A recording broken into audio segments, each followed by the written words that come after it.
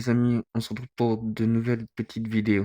Ne vous inscrivez plus jamais sur un site internet avant d'avoir fait ça. Aujourd'hui, on va débusquer les traîtres. Pour ceux qui ne le savent pas, à partir de votre adresse email, vous pouvez créer une infinité de mails qui seront reliés à votre adresse email principale. Donc si votre email de base est par exemple bonjour@gmail.com, eh bien au moment où vous allez vous inscrire sur un site, vous allez ajouter un petit plus à votre mail, donc bonjour plus le nom du site, @gmail.com. Et on va justement utiliser cette technique pour débusquer les traîtres qui vendent nos données. Tu vas faire la même chose pour plein de sites différents, plus La Poste, plus NordVPN. Et le jour où tu vas recevoir des spams, des mails chelous dans ta boîte, tu auras juste à regarder sur quel alias tu l'as reçu. Donc si tu reçois sur le plus Amazon, tu sauras que c'est Amazon qui a vendu tes données. Ça peut être pratique pour ceux qui veulent, qui prennent nos données et puis pour voir d'où ça vient, les spams, tout ça, comme ça, on sait où aller pour les enlever.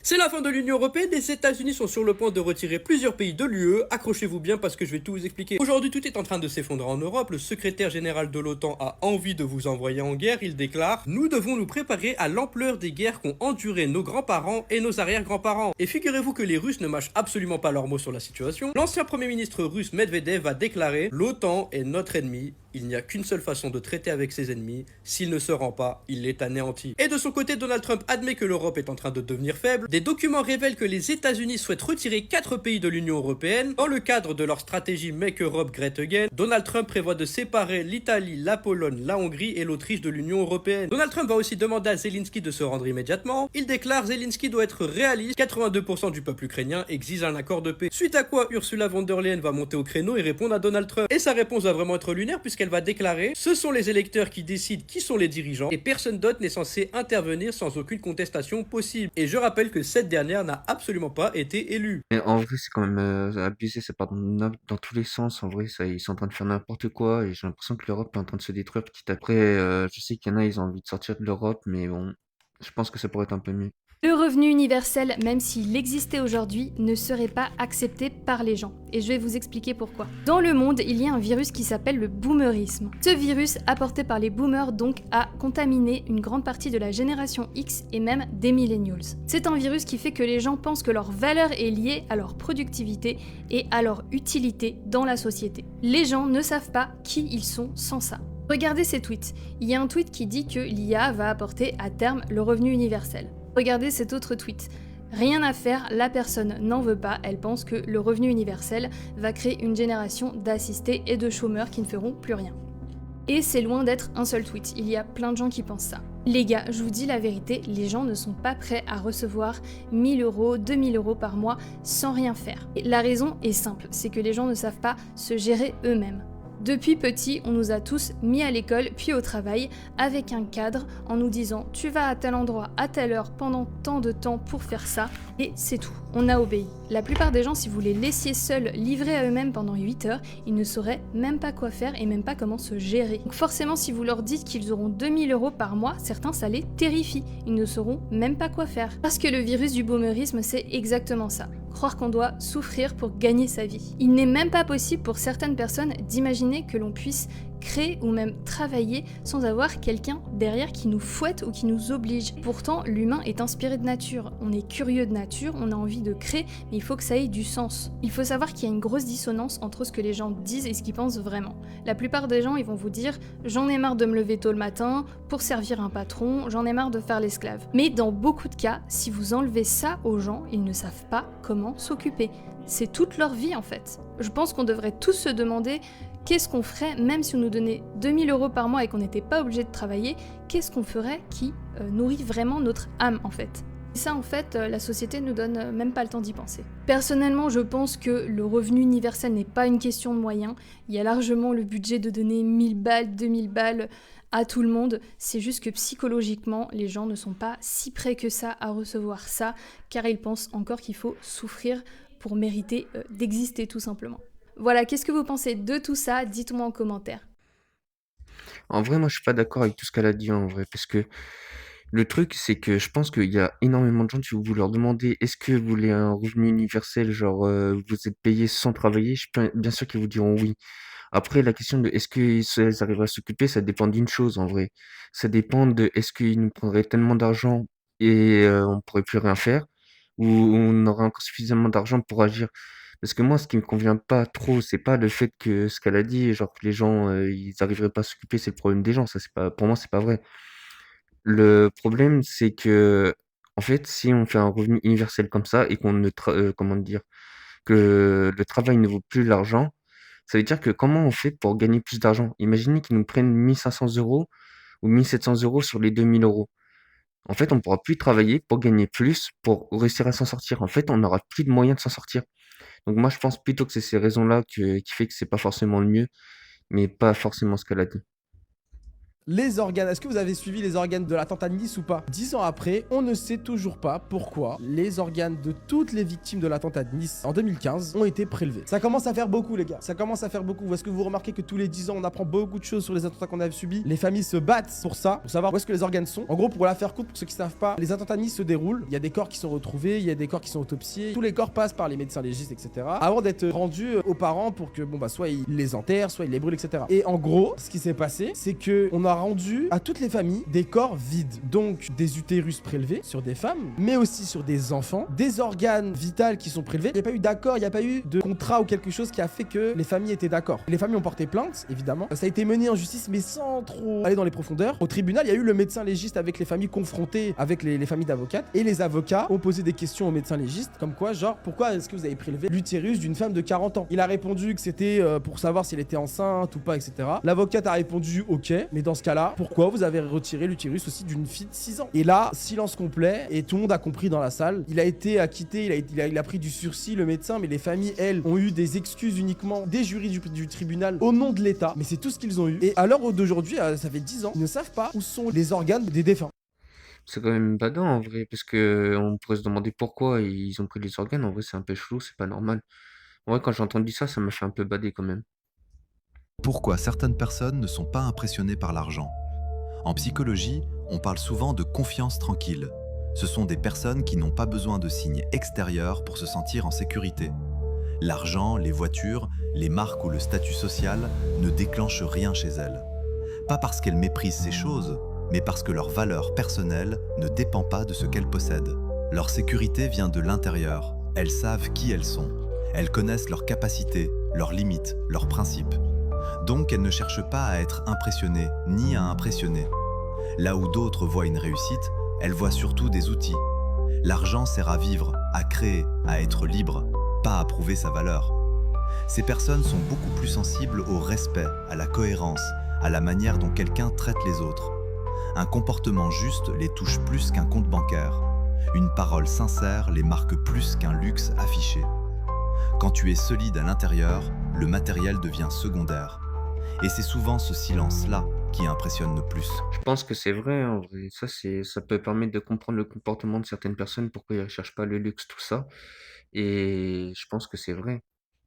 Je peux en faire un résumé rapide parce que traiter le sujet dans son entièreté nécessiterait une vidéo sur YouTube. Qu'est-ce que c'est que le protocole de Toronto? C'est un protocole qui est apparu dans les années 90. Le texte est attribué à Serge Monast, journaliste québécois, connu aussi pour avoir popularisé l'idée du projet Bluebeam. Vous voyez le projet de la fausse apparition du faux messie par hologramme, etc. D'ailleurs, à Skip, il y a une arrivée d'OVNI en novembre. Je pense que ça commencera là. Bref, les protocoles de Toronto. 6 aurait été rédigé après une réunion secrète tenue à Toronto en 1967, rassemblant 33 personnes de haut rang, 33. Banquiers, politiciens, chefs religieux, intellectuels. Leur but, créer un nouvel ordre mondial basé sur la domination de l'esprit humain via les médias, la science ainsi que l'éducation. Et le document aurait contenu 6 points principaux. Étrangement, comme on peut le remarquer, on est beaucoup dans la numérologie, qui n'est pas anodine. Bref, numéro 1, contrôler les masses par la télévision et les médias. Parce que celui qui contrôle l'écran contrôle l'opinion. 2, transformer la science en nouvelle religion. Le progrès comme dogme, la technologie comme Dieu. 3, détruire les traditions spirituelles et familiales. Remplacer la foi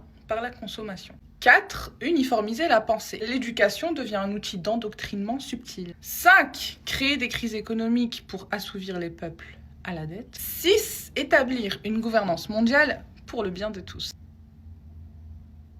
Beaucoup ont fait le lien avec le protocole des sages de Sion. Mais les protocoles de Toronto, eux, ne visent pas qu'un seul groupe. Ils prétendent dénoncer une élite globale, une poignée d'hommes qui tireraient les ficelles de l'évolution mondiale et moderne. Quand on fait des recherches sur ce protocole, évidemment, tous les moteurs de recherche nous diront que ce document est une fiction, n'a jamais existé, bla bla bla. Mais les textes de Monast, publiés dans les années 90, résonnent étrangement avec notre époque. Médias omniprésents, algorithme qui dicte ce qu'on voit. Science comme nouvelle autorité morale. Et ça, je le vois beaucoup moi-même, étant créatrice de contenu, partageant des connaissances, des savoirs, etc. Il y a tellement de monde qui viennent me voir avec le mot « source ». Et si on ne mentionne pas la science a dit, les gens ne croient pas. Et la crise du sens et des valeurs. Alors, on peut en effet se permettre de dire que c'est une pure fiction visionnaire à la Nostradamus. Certains y voient un manuel de manipulation sociale, d'autres un miroir de notre société moderne. Mais ce qui fascine encore plus, c'est que ce texte prédisait déjà la société de contrôle douce. Le contrôle subtil, tellement subtil que les gens ne se rendront pas compte à quel point nous sommes contrôlés. Enfin, heureusement, je vois que de plus en plus de gens s'en rendent compte, mais il y en a encore beaucoup qui... Comme l'ère des influenceurs, la peur permanente projetée via les médias, et la transformation du citoyen en un simple consommateur. Donc, que la réunion ait lieu ou pas, ce qui compte, ce qu'on doit retenir, c'est que le plan est en marche, que ce soit volontaire ou pas. Je trouve que ça résume pas mal la période qu'on est en ce moment. En vrai, quand on regarde les médias, tout ça, c'est vraiment des choses qu'ils essaient de vraiment gérer. Et là, ce qu'elle a dit, on dirait des choses qu'ils essaient de mettre en place de nos jours. Donc même si c'est fictif, c'est quand même proche du réel, en vrai, c'est assez surprenant. Les amis, force à nous, force à vous. J'espère que tout le monde se porte tout là-haut.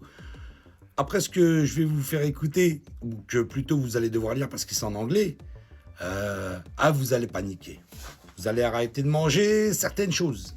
Écoutez, c'est intéressant. You know, I know you know because I've heard it on your show before.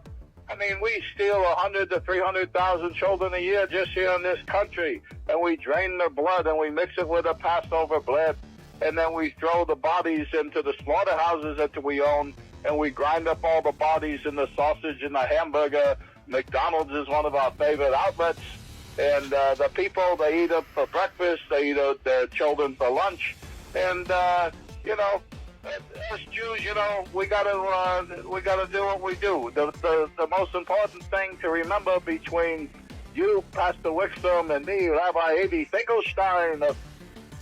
Donc, si j'ai bien compris, même si je le savais déjà, il y a des gens qui font manger des gens à d'autres gens.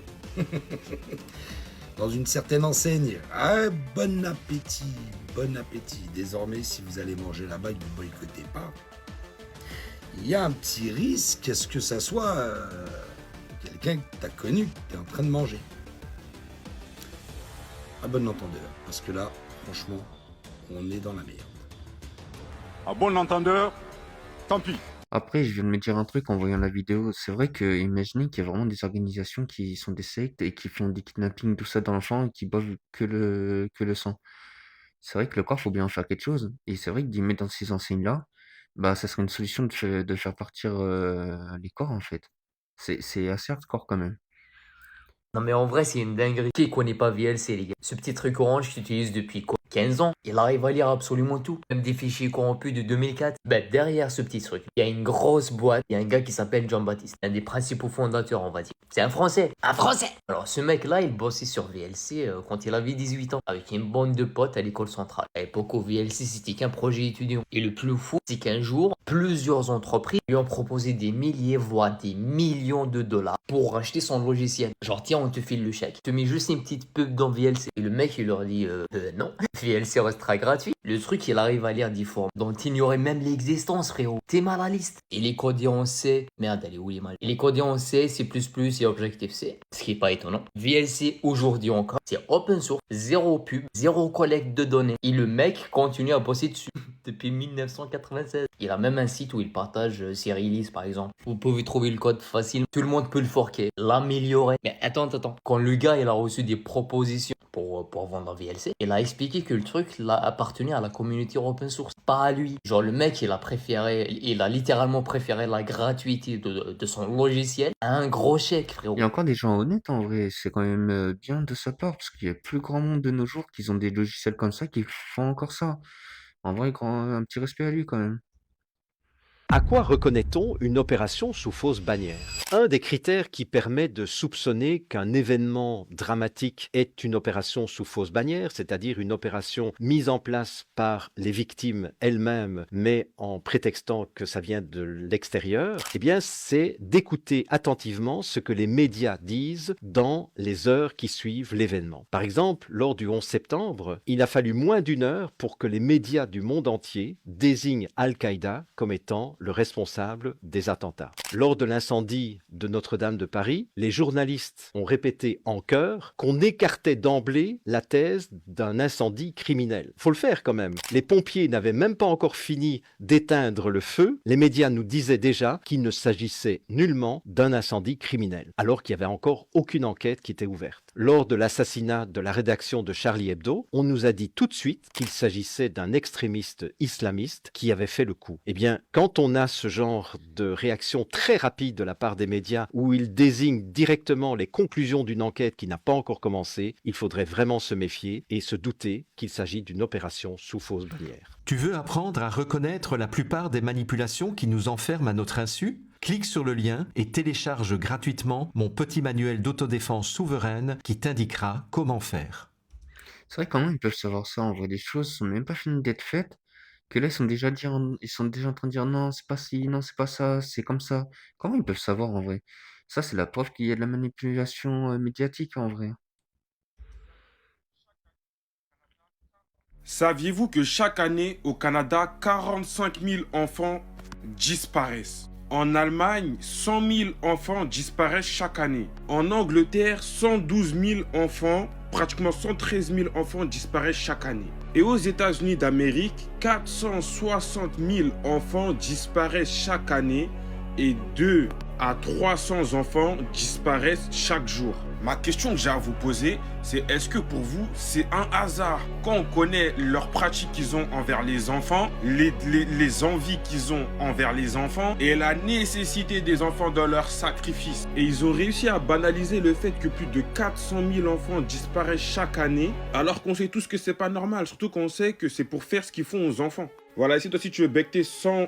Et si toi aussi tu vas redire tes fins de mois et faire des résultats comme ça grâce au trading sans te prendre la tête, laissez-moi vous présenter Bull GPT qui est la première IA qui t'aide à trader comme un professionnel. Pour ce faire, rien de plus intuitif. Insère le graphique que tu souhaites trader sur l'IA. L'IA va collecter toutes les données et te sortir une analyse détaillée de ton graphique. Puis tu n'auras plus qu'à suivre le plan de trading.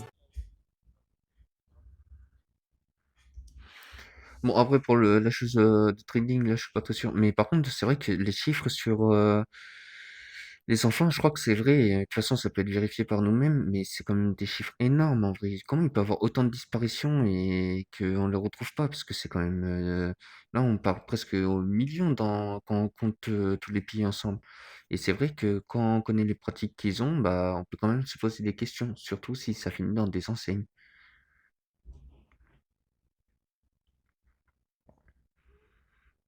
Voici comment les gens peuvent te retrouver avec seulement une photo. Et certains ont même la chance de tomber sur toutes les autres photos que tu souhaitais cacher. Mais le pire, c'est que ces anciennes photos peuvent parfois être reliées à tes anciens réseaux sociaux. Et à partir de là, s'ils savent creuser un petit peu, ils peuvent retrouver ton adresse, ta famille, bref, toute ta vie en fait. Regarde bien, je vais te montrer comment on fait. Tu vas aller sur Google, tu tapes ça et ensuite tu appuies sur Entrée.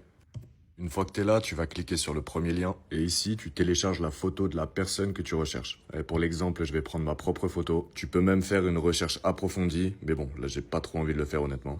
Et regarde, moi, je sais plutôt bien cacher mes informations, du coup, il a pas retrouvé grand-chose, mais il a quand même retrouvé ça. C'est une publication qui date d'il y a grave longtemps sur un ancien compte de réseau à moi. Et honnêtement, c'est assez flippant. Va falloir que je fasse un meilleur ménage là. Si tu veux en savoir un peu plus chaque jour, oublie pas de t'abonner et partage ça à tous tes potes. En vrai, ils sont quand même assez malins avec, ce logiciel. Si vous voulez un navigateur où il y a pas trop de pubs, bah, vous pouvez prendre celui-là. Mais bon, sur ce, la vidéo est finie. Je vous dis une bonne journée et une bonne soirée.